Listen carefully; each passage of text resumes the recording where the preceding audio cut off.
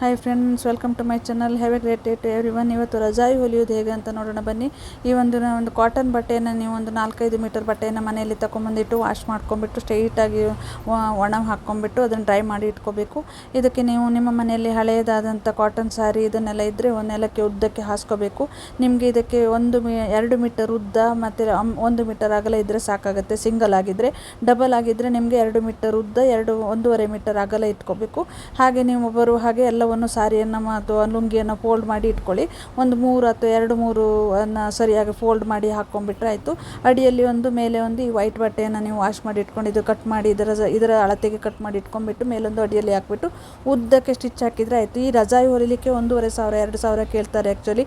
ಅಂಥದ್ರಲ್ಲಿ ನೀವು ಮನೆಯಲ್ಲೇ ನೀವು ಒಂದು ಸ್ಟಿಚ್ ಹಾಕಲಿಕ್ಕೆ ಬಂದರೆ ಇದು ಏನು ತುಂಬಾ ನಿಮಗೆ ಹೊಲಿಗೆ ಬರಬೇಕಂತಿನ ಮಷಿನ್ ಇದ್ದರೆ ಸಾಕು. ಉದ್ದಕ್ಕೆ ಸ್ಟಿಚ್ ಹಾಕಿ ಇಟ್ಕೊಂಡ್ಬಿಟ್ರೆ ಸಾಕಾಗುತ್ತೆ. ನೀವು ಆರಾಮದಲ್ಲಿ ನಿಮ್ಮ ದುಡ್ಡನ್ನು ಉಳಿಸ್ಕೋಬೋದು. ನಿಮ್ಮ ಮನೆಗೆ ಮಳೆಗಾಲದಲ್ಲಿ, ಚಳಿಗಾಲದಲ್ಲಿ, ಬೇಸಿಗೆಗಾಲದಲ್ಲಿ ಎಲ್ಲ ಕಾಲಕ್ಕೂ ಇದು ತಂಪಾದಂಥ ಒಂದು ಒಳ್ಳೆಯ ರಜಾಯಿ ಅಂತ ಹೇಳ್ಬೋದು. ಇದು ತುಂಬ ಯೂಸಿಗೆ ಬರುತ್ತೆ ನಿಮಗೆ ಇದು ಹೊಲ್ದುಕೊಂಡ್ರೆ.